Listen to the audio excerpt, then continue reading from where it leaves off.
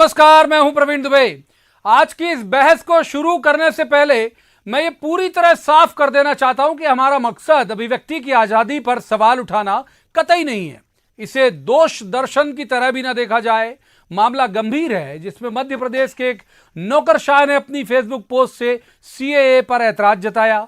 मंडला जिले के कलेक्टर जगदीश चंद्र जटिया ने सोशल साइट पर फेसबुक की वॉल पर छपाक फिल्म को लेकर एक पोस्ट लिखी और इसी पोस्ट के कमेंट बॉक्स में खुलकर सीएए और एनआरसी के विरोध में अपनी राय भी जाहिर कर दी। पोस्ट में लिखा कि मैं इस कानून का समर्थन नहीं करता। कलेक्टर साहब, बतौर दर्शक छपाक जैसी फिल्म पर अपनी राय देने के लिए आजाद हैं आप, लेकिन क्या भारतीय संसद से पारित हुए कानून पर टिप्पणी करने का आपको अधिकार है? एक अखिल भारतीय सेवा का अधिकारी जिसकी जवाबदेही देश के कार्मिक विभाग को है, वो देश के कानून पर उंगली कैसे उठा सकता है? इसे किसी भी तरह से अभिव्यक्ति की आजादी के तौर पर नहीं देखा जा सकता। लिहाजा प्रदेश के इन बेबाक ब्यूरोक्रेट की सिटीजन अमेंडमेंट एक्ट पर दी गई राय बिटवीन द लाइन्स ही पढ़ी जाएगी। कलेक्टर साहब का मकसद जो भी रहा हो, जाहिर तो यह हो रहा है कि जैसे ये सूबे की सरकार में बैठे अपने आकाओं को खुश करने की कवायद में जुटे हैं। जैसे सीएए को लेकर प्रदेश में मचे सियासी घमासान के बीच उनके हाथ मौका भी था और दस्तूर भी। सीएए के मुद्दे पर केंद्रीय गृह मंत्री अमित शाह और सीएम कमलनाथ पहले ही आमने सामने हैं। सिटीजन अमेंडमेंट बिल के लिए समर्थन जुटाने मध्य प्रदेश आए केंद्रीय गृह मंत्री और बीजेपी के राष्ट्रीय अध्यक्ष अमित शाह ने मध्य प्रदेश में सीएए लागू ना करने को लेकर कमलनाथ पर तंज कसा, तो आज कमलनाथ ने दिल्ली में पलटवार करते हुए कहा कि देश को एनआरसी सीएए नहीं, रोजगार चाहिए। सीएए पर सियासी बवाल अपनी जगह, लेकिन नौकरशाही पर उठ रहे सवालों से किनारा नहीं किया जा सकता।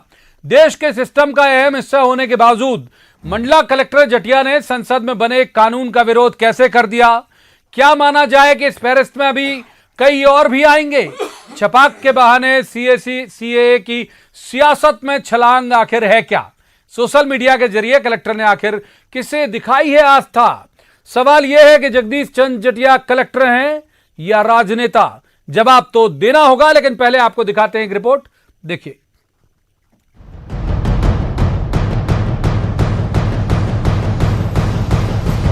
हालांकि कलेक्टर मंडला जगदीश जटिया के फेसबुक पेज समेत ये पोस्ट ही गायब हो चुकी है, लेकिन स्क्रीनशॉट के साथ सवाल छोड़ गई है। कलेक्टर मंडला पहले छपाक फिल्म देखने का दम दिखाते हैं और फिर कमेंट बॉक्स में किसी सवाल का जवाब देते हुए सीएए एनआरसी का विरोध करते नजर आते हैं। कलेक्टर जटिया अपने जवाब में लिखते हैं, मुझे अपने विवेक का इस्तेमाल करना आता है, मैं खुद सीएए एनआरसी का सपोर्ट नहीं करता। उनके इस कमेंट को भी 9 लाइक्स मिले हैं। अब ये तय करना मुश्किल है कि इनमें कितने लाइक्स समर्थन में थे और कितने हैरानी में। खैर, फेसबुक पर दम दिखा रहे कलेक्टर साहब जब मीडिया के सामने आए तो हर सवाल से मुकरते हुए, पर सवाल तब तक उठ चुके थे। सरकार ने तो टैक्स फ्री कर दिया है, तो मैं देखना चाहूंगा कि एसिड सर्वाइवर के ऊपर जो अटैक्स हुआ है वो उसके बाद सर्वाइव किए तो किस प्रकार से वो जी रहे हैं। मैं चूंकि लखनऊ में भी उनके कैफे पे गया हूँ, उनको देखा है, तो मैं इस फिल्म में देखना चाह रहा हूँ किस प्रकार से उन्होंने उसके कला पक्ष को उकेरा है। वो देखने के अलावा और कोई विशेष चीज इसके कानून बन चुका हो, जो राजपत्र में प्रकाशित हो चुका हो, कोई कलेक्टर उसके खिलाफ कैसे जाकर बोल सकता है? लेकिन दुर्भाग्य मध्य प्रदेश में सब संभव है। भारतीय जनता पार्टी इसके लिए भी मांग करती है कि तत्काल ऐसे कलेक्टर के खिलाफ कार्रवाई की जाना चाहिए। मध्य प्रदेश में सीएए को लेकर सियासी माहौल बना हुआ है। जबलपुर में हुई बीजेपी की रैली के साथ पार्टी के राष्ट्रीय अध्यक्ष और केंद्रीय गृह मंत्री अमित शाह और कमलनाथ आमने सामने आ गए हैं। सीएए लागू नहीं होगा। अरे कमलनाथ जी, ये जोर से बोलने की आयु नहीं है आपकी, स्वास्थ्य बिगड़ना है। और अगर इतना भी जोर बाकी है तो मध्य प्रदेश को ठीक करिए। किसानों को मुआवजा नहीं दे सकते, शराब की रेलम छेल कर दी है। मध्य प्रदेश को खनन माफियाओं के हवाले कर दिया है। आप गौशाला खोलने वाले थे, हम दूरबीन लेकर ढूंढ रहे गौशाला कहां खुली है। अमित शाह जी को बिना जानकारी के इस प्रकार की बात करने सही नहीं है। उनको पहले पूरी जानकारी लेनी चाहिए और उनको ये भी पता चलना चाहिए कौन उन्हें गुमराह कर रहा है कि उनको ये बात कहनी पड़ी। तो सीएए और एनआरसी पर एक नौकरशाह की इस राय पर बवाल है, हैरत है और है सवाल कि सरकार के बनाए कानून पर सिस्टम में बैठे अफसर कैसे सवाल उठा सकते हैं। सवाल ये है कि ये कलेक्टर हैं या राजनेता, जवाब तो देना होगा। Bureau report, news 18 Madhya Pradesh. तो सबसे पहले मेहमानों का तारुफ मैं आपसे करा देता हूं। हमारे साथ हैं भूपेंद्र गुप्ता, कांग्रेस के सीनियर लीडर हैं, प्रवक्ता भी हैं। भूपेंद्र जी का स्वागत। दूसरे मेहमान राजपाल सिसोदिया, बीजेपी के प्रवक्ता हैं, राजपाल भी सीनियर लीडर हैं, राजपाल जी का भी स्वागत। और तीसरे मेहमान पत्रकारिता का चर्चित चेहरा है मृगेंद्र सिंह, मृगेंद्र जी का भी स्वागत है। पहला रुख कर लेते हैं भूपेंद्र जी की तरफ। भूपेंद्र जी, ये आप तो कलेक्टर साहब और ये सब ब्यूरोक्रेट भी अब आपके साथ आने लगे। देखिए, पूर्व में भी जो है कई जो नौकरशाह हैं वो अपनी इस तरह की अभिव्यक्ति करते रहे हैं और हमारे खिलाफ भी करते रहे हैं और उस पर जो है जब बार बीच बीच में उसके ऊपर वर्डिक्ट्स भी आए हैं, अदालत के भी वर्डिक्ट्स आए हैं और जो कार्मिक विभाग है उसके भी वर्डिक्ट्स आए हैं। इन पर भी आने की संभावना है सर? नहीं, तो इसमें माना जाता है कि ये जो है जो सोशल मीडिया प्लेटफॉर्म है उस उनकी निजी अभिव्यक्ति का वो है, उसमें वो कलेक्टर की हैसियत से उन्होंने अगर कोई टिप्पणी की होगी तो उस पर संज्ञान लिया जाएगा। लेकिन अगर उन्होंने निजी स्तर पर, दूसरी बात आपसे मैं कहना चाहता हूँ कि ये जो सोशल मीडिया गैंग है भारतीय जनता पार्टी की, क्या ये आदमी की निजता में इतना हस्तक्षेप करेगी कि अगर वो कह रहा है कि मैं ये पिक्चर देखूंगा तो उस पर जो है गुंडों की तरह टूट पड़ेंगे और उस ट्रोल आर्मी के खिलाफ वो अपनी अभिव्यक्ति कर रहे हैं। तो इन चीज़ों को सोचने की ज़रूरत है। और दूसरी चीज़ ये है कि आज अकेली बात किसी एक उसकी नहीं है, कितने आईएएस त्यागपत्र दे चुके हैं इसके विरोध में। ये देश के अंदर वातावरण बन रहा है ना, आप उस वातावरण को समझने की कोशिश करने की बजाय उसको दहशत में लाने की बातें कर रहे हैं। आज जो है, आज आपकी पूरी की पूरी भारतीय जनता पार्टी की सरकार है, नॉर्थ ईस्ट की, आसाम से लेके मेघालय तक आपके विरोध में खड़ी हैं। उनको जवाब देने की तो हिम्मत नहीं पड़ रही। प्रधानमंत्री जी के 2 दौरे रद्द हो चुके हैं आसाम के, और जो है गृह मंत्री जी के 2 दौरे रद्द हो चुके हैं। नागालैंड को जो है इसी इशू पर आपको अशांत क्षेत्र घोषित करना पड़ा है 6 महीने के लिए। जबलपुर में घूम रहे हैं और जबलपुर में आए थे समझाने आप क्या कि कानून क्या है, और वहाँ पर जो है हमारी सरकार को, हमारे नेताओं को गाली बकते रहे आप। एक लाइन जो है उस कानून के संबंध में नहीं बोली। तो आप कौन सा भ्रम दूर करने निकले और अपने लोगों का भ्रम दूर नहीं कर पा रहे हैं। जो आपकी पूरी मिनिस्ट्री खड़ी है आपके खिलाफ में, दम है तो निकालो ना, हटाओ आप चीफ मिनिस्टर को आसाम के। जवाब ले लेते हैं राजपाल सिसोदिया साहब। वो कह रहे हैं कि इसमें कुछ आपत्तिजनक नहीं है। हालांकि मैं सहमत नहीं हूं भूपेंद्र जी की इस लाइन से कि वो इंडिविजुअल कैपेसिटी में लिख रहे हैं। कलेक्टर की इंडिविजुअल कैपेसिटी कतई कुछ नहीं हो सकती। और तब जब केवल दीपिका के खड़े हो जाने पे और मौन रहने पे पूरे लोग टूट पड़ते हैं उसके लिए, तो फिर कलेक्टर साहब को तो और सतर्क होकर रिएक्ट करना चाहिए। लेकिन फिर भी ये कह रहे हैं कि वो ये पहला मौका नहीं, बहुत सारे अधिकारी हैं जो इसके खिलाफ है। राजपाल सिसोदिया, जटिया जी का अगर वो सही था तो फिर उनको पोस्ट हटाना नहीं चाहिए था। अगर उन्होंने पोस्ट हटाया मतलब कहीं ना कहीं अपराध बोध से ग्रसित है वो, उनसे गलती हुई है, उन्होंने मान लिया है। अब ये गलती कमलनाथ जी को खुश करने के लिए हुई या किस प्रकार से हुई है तो वही बता पाएंगे। परंतु इस प्रकार के वरिष्ठ पदाधिकारी के रूप में, कलेक्टर के रूप में जब आप संविधान की शपथ लेकर न्याय करने के लिए बैठे हैं और आप संविधान के ही खिलाफ बात करेंगे तो ये बात कुछ सही समझ में आ नहीं रही है। कुछ बात जो है उनकी गरिमा के अनुरूप नहीं है, आईएएस की गरिमा के अनुरूप तो कम से कम नहीं है। अब क्या मजबूरी है उनकी? केवल आईएएस नहीं सर, जिला दंडाधिकारी डीएम है अभी इस वक्त वो मंडला में। तो उनकी गरिमा के अनुकूल तो ये कार्य उन्होंने नहीं किया है, कदापि नहीं किया। अब हो सकता है कांग्रेस को खुश करने के लिए, मुख्यमंत्री जी को खुश करने के लिए, अपने नंबर बढ़ाने के लिए उन्होंने ऐसा किया हो। अब वो नंबर बढ़ा पाएंगे कि नहीं बढ़ा पाएंगे तो, लेकिन भूपेंद्र जी तो कह रहे हैं टूट पड़ते हो आप लोग, अभिव्यक्ति की आजादी छीन रहे हो लोगों की, आपकी जो ब्रिगेड है। हमारी तरफ से कोई टूटने का काम नहीं नहीं हुआ, हम कोई ट्वीट भी नहीं पढ़े हैं उनके ऊपर और ना हमने उसमें कोई कमेंट्स करा है। ठीक है, सोशल मीडिया पे वो आए तो सोशल मीडिया पे काम करने वाले जो वर्कर है, सोशल एक्टिविस्ट है, उन लोगों ने उसमें बात करी होगी उनसे, वो मैं पूरा उनका चैटिंग पढ़ भी नहीं पाया हूँ। परंतु ये जरूर बात है कि इतने सीनियर पद पर बैठे हुए व्यक्ति को इस प्रकार से, जो आज संविधान का पार्ट बन चुका है, जो कानून बन चुका है, उसके खिलाफ बोलना ये तो निंदनीय है, ये ठीक नहीं है, इसको ठीक करना चाहिए।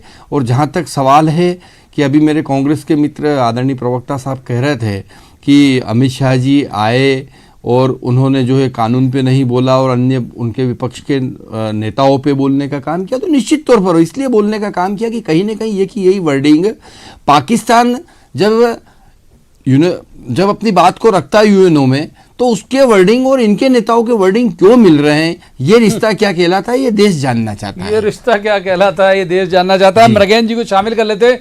मृगेन जी, एक पढ़ देता हूं मैं, बहुत ज्यादा वक्त नहीं हुआ, कुछ दिन या महीने हुए होंगे जब एक आईएएस अफसर दीपाली रस्तोगी ने एक आर्टिकल लिखा था और उसमें लिखा था कि आईएएस अफसर अपनी सोच खोते जा रहे हैं और उन्होंने कहा था कि इनके बच्चे विदेश में पढ़ रहे हैं, लग्जरी जीवन जी रहे हैं, लेकिन ये केवल सेवा करने के लिए आईएएस नहीं बने, ये सिर्फ अपने नेताओं को खुश करने के निर्णय लेते हैं। इन्होंने दीपाली रस्तोगी जी के लेख का एक अंश में पढ़ रहा हूं, क्या ये चरितार्थ होते दिख रहा है आपको? जिस तरह से लग रहा है, मुझे तो ऐसे लग रहा है कि सबसे पहली बात मैं कहूँगा किसी भी आईएएस अधिकारी को इस तरह की टिप्पणी नहीं करनी चाहिए, क्योंकि आज वो आईएएस अधिकारी किसी पार्टी का नहीं है और न किसी, वो जैसे आपने कहा जिला दंडाधिकारी लिखता है, वो जो कि जिले में क्या होगा उसका निर्धारण जिले का मालिक होता है, जिले का मुखिया कलेक्टर कहलाता है। उसको किसी व्यक्ति या के बारे में, किसी के नियम कानून के बारे में उसको ऐसी टिप्पणी नहीं करनी चाहिए। अब फिर जबकि जिसको लेकर पूरे देश में इतना बवाल चल रहा है, अब आप चूंकि डीएम हो इसलिए आपकी कोई व्यक्तिगत राय नहीं है, वो आप जो भी कर रहे हो डिस्ट्रिक्ट मजिस्ट्रेट मंडला की हैसियत से कर रहे हो। और दूसरी आपको जानकारी ये भी दे दूं कि शायद एक कलेक्टर साहब भाजपा के वरिष्ठ नेता के साथ भतीजे हैं, नहीं सगे उनके भतीजे हैं, पता कर लीजिएगा आप। अच्छा। शायद उनके भाई, इनके पिताजी और सत्यनारायण जटिया शायद सगे भाई हैं, सर जो मेरी जानकारी है उसका पता करवा लीजिए क्या है। तो ये जो टिप्पणी की है तो मैं समझता हूँ कि ये तो नियमों का उल्लंघन है। वो हटा दिया तो हटाने के मतलब ये नहीं होता कि आपने अपनी गलती स्वीकार कर ली। तो मैं समझता हूँ सरकार को इस पर कार्रवाई भी करनी चाहिए कि इस तरह के कोई अधिकारी अगर किसी देश का, वो देश की सांसद ने कानून को पारित किया है, राजनेता विरोध कर सकते हैं, तो पक्ष विपक्ष चल सकता है, कांग्रेस भाजपा जो भी दल विरोध करते हैं करें, वो राजनेता उनको अधिकार है कि वो विरोध करेंगे। किसी अगर कांग्रेस ने किया भाजपा करेगी कांग्रेस, लेकिन आप जनप्रतिनिधि नहीं हो, आप राजनेता नहीं हो, आप नियम कानून के तहत बंधे एक अधिकारी हो, ऑल इंडिया सर्विसेज के अधिकारी हो आप, और आपकी जो भी लिखते हो तो उसका मायने होता है कि आप कुछ चीज कहने जा रहे हो। ये इस तरह की टिप्पणी किसी भी आईएएस अधिकारी को नहीं करनी चाहिए देश के कानून के खिलाफ। या अगर आपको करना है तो आप खुल के आइए, राजनीति में इस्तीफा दीजिए, नौकरी आइए, खुल के जो टिप्पणी करना है जिसके खिलाफ करना करिए। ठीक है भूपेन जी, इसी दीपाली रस्तोगी जी का ये एक लेख जो कि भाजपा के शासनकाल में उन्होंने लिखा था कि अच्छा अधिकारी उसे ही माना जाता है जो अपने राजनीतिक आका के बोलने से पहले ही उसकी इच्छा जानकर अमल करने को तैयार हो जाता है। तो एक जो बात मृगेन जी कह रहे हैं, तो ये तो बड़ी उपलब्धि है आपकी कि आपने बीजेपी के, अगर मुझे मैं इसकी पुष्टि नहीं करता हूं मृगेन जी, लेकिन बहुत सीनियर व्यक्ति हैं, उनका होल्ड भी है, तो लिहाजा मैं मान के चल रहा हूं सच कह रहे होंगे, तो बीजेपी के एक नेता के रिश्तेदार को ही आपने अपने पक्ष में कर लिया भाई, और वो भी डीएम। देखिए, ये पक्ष हमारा या किसी के पक्ष की बात नहीं है।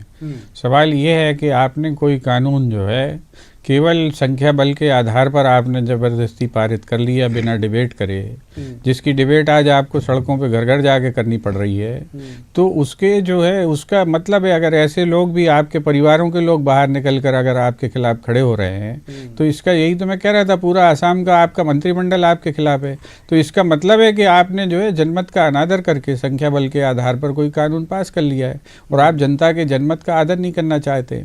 दूसरी चीज़ मैं आपसे कहना चाहता हूँ कि समय समय पर कई अधिकारी जो है इस तरह की टिप्पणियाँ करते रहते हैं, अगर वो जो है उसकी परिसीमा में आते हैं कंडक्ट रूल की, तो केंद्रीय सरकार के जो है वो नौकर होते हैं, राष्ट्रपति उनकी अपॉइंटमेंट करती है, जो नेशनल सर्विसेज सेंट्रल सर्विसेज होती हैं, तो ये उसको मूव करें।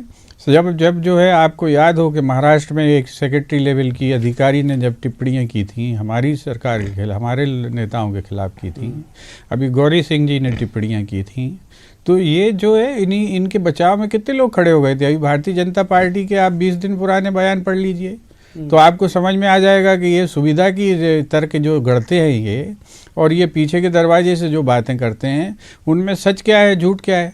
आप एक जगह आज़ादी देना चाहते हैं, दूसरी जगह उसको जो है गर्दन मसकना चाहते हैं।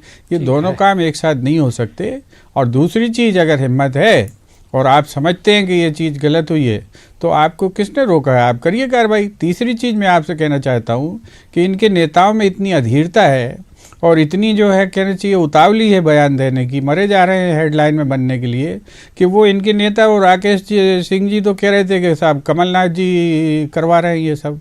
कोई आप मुख्यमंत्री जो है एक एक आदमी सोशल मीडिया पे क्या लिख रहा है इसको मॉनिटर करता है? ऐसे निर्लज्ज बयान जिसमें इनको शर्म भी नहीं आती। कोई लगता है कि 15-15 20-20 साल जो है मेंबर ऑफ पार्लियामेंट रहे होंगे? ये गंभीरता ही नहीं। एक जिले का डीएम कम से कम एक आदमी तो नहीं, ये तो उंगली पे है। अरे भाई साहब, इतनी गंभीरता होनी चाहिए कि आप जो है किसी मुख्यमंत्री के बारे में क्या टिप्पणी कर रहे हैं। जब आप डीएम की चर्चा करते हैं तो एक मुख्यमंत्री भी जो है इस देश का, इस प्रदेश का पहला व्यक्ति है, वो उसके बारे में टिप्पणी करने के पहले आपको अपनी जवाबदेही देखनी चाहिए। तो ये चीज जो है ये दोनों तरफ से लागू होती है। और मैं आपसे कह रहा हूं कि अगर ये कंडक्ट रूल की परिधि में आता है तो जो है सेंट्रल गवर्नमेंट कार्मिक विभाग उसके खिलाफ मूव करे। ठीक है, राजपाल सिसोदिया साहब, दोनों चीजें जो आपने सुना होगा, भूपेंद्र जी की बात का भी जवाब दीजिएगा। एक मैं और जिक्र कर देता हूं अधिकारी का, मृगेंद्र जी को याद होगा नियाज खान आपकी जब गवर्नमेंट थी तो वो कहते थे कि चूंकि मेरे साथ एक खास सरनेम जुड़ा हुआ है, इस वजह से मेरे साथ जो है गवर्नमेंट ठीक से काम नहीं कर रही, और तब कांग्रेस ने भी इसको मुद्दा बनाया था। तो ये ऐसे नहीं कि कांग्रेस के कार्यकाल में ये अधिकारी जो है वो मुखर हो रहे हैं, आपके यहाँ बहुत ज्यादा होते थे। नहीं, निश्चित तौर पर समय समय पर अधिकारियों का, जैसे कि आदरणीय भूपेंद्र जी अभी कह रहे थे, उसी बात को मैं आगे बढ़ाना चाहता हूँ कि अधिकारियों का अपना एक कहने का और ये एक तरीका होता है, और उस समय समय पर वो उनकी प्रतिक्रियाएं आती है और उसमें कार्रवाई भी होने का काम हुआ है और होता रहना चाहिए। जहाँ तक कार्मिक विभाग मूव करे वो बात अपनी जगह, वो भी संज्ञान में जब आएगा तो सब चीज़ें होने वाली है। परंतु इस प्रकार से बने हुए कानून के ऊपर प्रतिक्रिया करना, और जहाँ तक आप कह रहे थे कि संख्या बल के आधार पर जनभावना का आदर नहीं करते हुए कानून पास हो गया, मैं नहीं मानता हूँ इस बात को। मैं ये कहना चाहता हूँ कि संख्या बल का आधार ही मतलब जनमानस होता है। हमने ये एजेंडे में, हमारे जो चुनावी घोषणा पत्र था उस घोषणा पत्र में ये बातें लिखी थी कि आसाम को क्यों नहीं समझा पा रहे? हमने हमारे घोषणा पत्र में ये बात लिखी थी कि हम समान नागरिक कानून पे काम करेंगे। हमने हमारी घोषणा पत्र में लिखा है कि हम नागरिकता संशोधन बिल लाएंगे। और अगर जिस घोषणा पत्र को राजनीतिक दल ने जनता के बीच में लेके गया और उसे बहुमत मिलता है और उस पर फिर वो जब काम करता है, तो मैं नहीं समझता हूँ कि वो जनमत का तो अनादर है। इतना इत्मीनान कराने की नौबत क्यों आ रही है? नौबत आई है, आसाम जाके समझाइए। नौबत आई है, यह नौबत इसलिए आई है कि कांग्रेस और वाम दलों ने जिस प्रकार से प्रोपोगंडा करने का वाम दल की सरकार है आसाम में, से जिस प्रकार आसाम में क्या कांग्रेस की सरकार है? मैं सुन रहा था भाई, बोलो सच तो बोलो, थोड़ा सा सुनने का थोड़ा सा मादा रखे।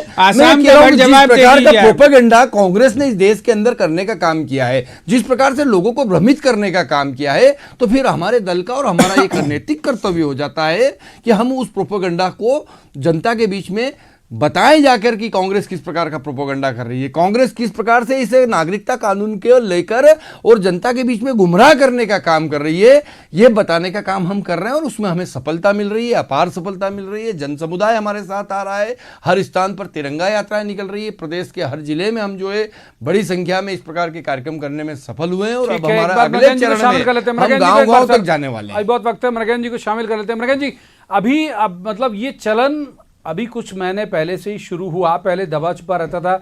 बॉलीवुड खंडित, 2 हिस्से में बटा हुआ, जो खिलाड़ी हैं वो 2 हिस्से में बटे हुए, मतलब वो फील्ड जो अमूमन न्यूट्रल रहती थी या सपोर्ट करती थी तो ड्राइंग रूम में बैठ के या आपस की चर्चाओं में, अभी खुल के सामने आने वाला। तो ब्यूरोक्रेसी भी ऐसी आपको होती हुई दिख रही है क्या? देखिए, मध्य प्रदेश की ब्यूरोक्रेसी पहले बहुत अच्छी थी। आप वहाँ उत्तर प्रदेश है या तमिलनाडु जैसे राज्यों में, साउथ के राज्यों में, कई राज्यों में ब्यूरोक्रेसी बटी रहती थी। वहाँ मालूम बसपा की सरकार आएगी तो कौन कहाँ जाएगा, सपा की सरकार आएगी तो कौन कहाँ जाएगा, या बीजेपी की आएगी, वहाँ सब। लेकिन मध्य प्रदेश में ऐसा कभी नहीं होता। लेकिन पिछले कुछ सालों से मध्य प्रदेश में देखने का ब्यूरोक्रेसी भी पार्टियों में बट गई हैं, और उनको भी कई अधिकारी तो सार्वजनिक रूप से तो नहीं, लेकिन लुक छिप के चर्चा भी करते हैं वरिष्ठ नेताओं से, पार्टियों के, उनको राय भी देते हैं, उनको बताते हैं क्या करना चाहिए, पीपीटी बनाते हैं उनके लिए। हाँ, उनके लिए पूरी तैयारी करते हैं। तब ये कुछ तो अधिकारी ऐसे भी होते हैं कि ये भी जाकर ब्रीफ करते हैं, साहब कि ये यहाँ गड़बड़ हो रहा है, साहब देख लो, हाँ, इनके ये भाजपा वाला है, कांग्रेस वाला है, यहाँ गड़बड़ कर रहा है। ये चीज़ें वे होने लगी है, तो जो कि मैं समझता हूँ कि लोकतंत्र के लिए ठीक नहीं। लोकतंत्र के लिए अधिकारी किसी पार्टी का नहीं होता। कलेक्टर बनने के बाद वो, अगर वो कलेक्टर मंडला है, तो अगर कोई भारतीय जनता पार्टी के विधायक उनसे मिलने जाएगा या भाजपा जिलाध्यक्ष या कोई और उनकी समस्या लेकर जाएगा, तो क्या उसको भगा देंगे? या अगर किसी की समस्या होगी जिले की, तो कलेक्टर के पास ही जाएगा ना। तो कलेक्टर वो किसी जिले पार्टी का नहीं होता। लेकिन जिस तरह से अधिकारी अपने आप को, अपने जो भी प्रदेश का मुखिया होता है, उसको दिखाने के लिए, आगे आगे करने के लिए जिस तरह से कर रहे हैं, मैं समझता हूं कि ये ऑल इंडिया सर्विसेज के अधिकारियों के लिए ठीक नहीं है, क्योंकि वो महामहिम राष्ट्रपति महोदय के हस्ताक्षर से उनके नियुक्ति आदेश जारी होते हैं, तो उसके बाद उनका कर्तव्य होता है कि देश के कानून का पालन कराना। वो कानून का पालन कराने वाला ही अगर ये सहज चूक आपको लगती है फिर, या फिर इतने जिम्मेदार पद पे बैठा व्यक्ति से स्लिप ऑफ पेन भी नहीं होगा, और सोशल मीडिया में जैसे वो कह रहे हैं भूपेंद्र जी की भाई उनकी आज़ादी है, वो भी नहीं होगा, ये सोच के ही लिखा गया होगा, आपको लगता है? मुझे लगता है सोच के भावनाओं में भाग गए। उनको उम्मीद नहीं थी कि हम इसका इस तरह से रिएक्शन हो जाएगा। अगर उनको उम्मीद होती शायद नहीं लिखते, और आपने देखिए तत्काल उन्हें हटा भी दिया, ज़्यादा रिएक्शन हुआ। तो वो उनकी ये सोच नहीं रही होगी कि ये इतना बड़ा बवाल जाकर मच जाएगा। ठीक है भूपेंद्र जी, अब एक मसले का और, चूंकि सीए का ही हम के मसले पर चर्चा कर रहे हैं, बयानबाजियों पर ही चर्चा कर रहे हैं, तो फिर एक कल जबलपुर में जब अमित शाह जी आए तो उन्होंने कहा कि आप में अगर हिम्मत है, कमलनाथ जी को एड्रेस करते हुए उन्होंने कहा, तो आ जाइए जनता के बीच, हम 2/3 बहुमत से जीत के फिर से दिखा देंगे। तो ऐसी मध्यावधि किसी धमकी आपको संकेतों में तो नहीं दिखती उसमें? नहीं, ये तो गीदड़ भभकियाँ हैं। 5 साल के लिए जनता ने कमलनाथ जी को और हमारी सरकार को चुना है। यही जवाब कमलनाथ जी ने दिया था। 5 साल बाद कर लेंगे 2-2 हाथ, धीरज रखिए। जनता जिस दिन हमें कुर्सी से उतारेगी उसके बाद आ जाना, 2-2 हाथ भी कर लेंगे, उसमें कोई बड़ी समस्या थोड़ी है। 1952 से लेकर आज तक 1000 से 2000 से ज़्यादा चुनाव कांग्रेस पार्टी लड़ चुकी है, तो कोई वो भयग्रस्त है क्या? और आपकी अभी ताज़ा बंद हुई है झारखंड में, महाराष्ट्र में, हरियाणा में, उससे सबक भी लोगों को सीखना चाहिए। और नहीं सीखना चाहते हैं तो ये उनकी मर्जी है। वो तो कह रहा है पब्लिक को पता लग गया कि उसने गलती कर दी आपको चुन के। पब्लिक कभी गलती नहीं करती है। पब्लिक की ने गलती तो करते, अगर मानते हो कि करती है पब्लिक गलती, तो अभी लोकसभा में ही कर दी है उसने गलती। वो तो पब्लिक खुद ही भोग रही है, तब तो सड़क पे निकल के बाहर आ रही है, यही तो कह रही है वो कि अब हमसे गलती हो गई है। तो उसको भी समझ लो आप, वो भी एक सिग्नल है। वो आप सिग्नल नहीं समझना चाहते हैं, ये आपकी मर्जी है। दूसरी चीज़ ये है कि गृह मंत्री इस देश का 133 करोड़ लोगों का मालिक है। उसको जो है कितना गंभीर होना चाहिए। जिस भाषा में उन्होंने भाषण दिया और जिस भाषा में नेताओं के बारे में उन्होंने, प्रदेश के मुख्यमंत्री और देश के अन्य नेताओं के बारे में चर्चा की, लगभग 3 मुख्यमंत्रियों को उन्होंने जिस तरह की गालियां दी, वो बहुत शर्मिंदगी भरा है। और देश के जो है हर नागरिक का माथा इससे झुकता है। एक मर्यादा की रेखा सबके लिए होनी चाहिए, कलेक्टर के लिए भी होनी चाहिए और दूसरे लोगों के लिए भी होनी चाहिए। राजपाल सिसोदिया साहब जवाब। कांग्रेस जो है ये संविधान की शपथ लेकर, जो इनके मुख्यमंत्री जरूर मुख्यमंत्री बनते हैं, शपथ संविधान की लेते हैं, पर संविधान की मानेंगे नहीं। गांधी जी के प्रति आदर की बात करेंगे, परंतु गांधी जी के बताए मार्ग पर चलेंगे नहीं। गांधी जी को आदर्श जरूर मानेंगे, चित्र पर जरूर माल्यार्पण करेंगे। अगर गांधी जी की ही बात, आरोप लगा रहे हैं ना, वो कह रहे हैं कि आप लोगों की भाषा संयमित नहीं है। अगर ये गांधी जी की ही बात मान ले, तो सीए के बारे में गांधी जी भी बोल के गए थे कि जो हमारे वो बंधु जो पाकिस्तान, अफगानिस्तान और बांग्लादेश में पीड़ित है, वो अपनी मातृभूमि पे अगर भारत में लौटना चाहे तो उनकी व्यवस्था करना चाहिए। ये व्यवस्था उस समय देखे वो गए थे। ये तो कांग्रेस ने इतने साल तक नहीं किया। भारतीय जनता पार्टी के और इस देश के गृह मंत्री माननीय अमित शाह जी के नेतृत्व में ये बड़ी बड़ी जो समस्याएं जिनको बरसों से पेंडिंग करे हुए थे, 370 धारा हटाने की बात हो सकती है, 35A की हो सकती है, ट्रिपल तलाक की हो सकती है, नागरिकता संशोधन अधिनियम की हो सकती है, इन सब जो एक समस्या बनाकर ये बैठे हुए थे, उन समस्याओं को बड़ी आसानी से इस देश की सरकार अरे सर, ने भाषा सर, जब भाषा हटाने पर का बात काम चल कर रही है। दिया, वही मैं आ रहा हूँ, उसी बात पे आ रहा हूँ। तो लंबा हो तो जाएगा जब ये- मामला, मृगेन जी को शामिल जब करना ये है। हटाने का काम कर दिया और आसानी से हटाने का काम कर दिया, तो ये कांग्रेस की बौखलाहट है। और उस बौखलाहट में जो प्रोपोगंडा हो रहा है, उस प्रोपोगंडा के खिलाफ अरे अगर वो बोलने आपकी की बात भाषा हो पे रही सवाल है कर रहे हैं तो सर। निश्चित तौर पर यह बात होना चाहिए। और जहां तक भाषा का सवाल है, तो जो जिस भाषा में समझता है उसको उसी भाषा में तो जो जिस समझाना भाषा में पड़ेगा। समझेगा उस भाषा में जवाब दिया जाएगा। मृगेन जी को शामिल कर लेते हैं। मृगेन जी, ये जटिया साहब पर हम फिर आते हैं। अब इतना बवाल हो गया तो आपको लगता है बहुत सेफ और सिक्योर हो गए वो अब इस सरकार में? अब ये चिन्हित भी हो गए हैं तो अब वो सेफ और सिक्योर हो गए? देखिए, मुझे लगता है कि वो सेफ सिक्योर भले हो गए हों, लेकिन जहाँ तक वो मैं समझता हूँ कमलनाथ जी सख्त प्रशासन और नियम कानून के बहुत तगड़े माने जाते हैं। नियम कानून के बाहर जो भी काम करेगा वो किसी को छोड़ते नहीं है। तो इसलिए क्या कमलनाथ जी निर्णय नहीं कहा नहीं जा सकता। और ये मान के कि वो उन्हें ट्वीट कर दिया तो उससे कमलनाथ जी खुश जाएं, इससे कमलनाथ जी खुश होने वाले नहीं हैं, क्योंकि वो लंबे समय मुझे लगता है देश के सबसे वरिष्ठ राजनेताओं में एक हैं।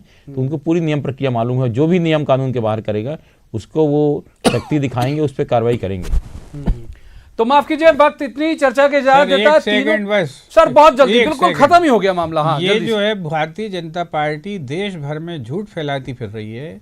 ये अभी कह रहे हैं 370 हटा दिया और इनके नेता कह रहे हैं कि नहीं हटाया। ठीक हमने है सर, देश माफ प्रभावित कीजिए, वक्त किया है। इतनी तो चर्चा ये की बताएं इजाजत देता है। 370 तीनों मेहमानों का हटाया शुक्रिया, क्या? लेकिन ये बात सही है। मृगेन जी जो बात कह रहे हैं उस पर जरूर अधिकारियों को ध्यान रखना चाहिए कि ठीक है, आप चरण वंदना करते रहिए, जो भी है आप अपने आका को खुश करते रहिए, लेकिन बंद कमरे में करिए। इस तरह से यदि आप पब्लिकली अपनी आइडेंटिटी डिस्क्लोज करेंगे तो जो दूसरे लोग हैं वो आपसे मिलने से डरेंगे। आज की इस चर्चा में बस इतना ही। कल किसी खास मुद्दे के साथ, खास पैनल के साथ बैठेंगे और कहेंगे जवाब तो देना होगा। तब तक आप देखते रहिए न्यूज़ 18 मध्य प्रदेश छत्तीसगढ़।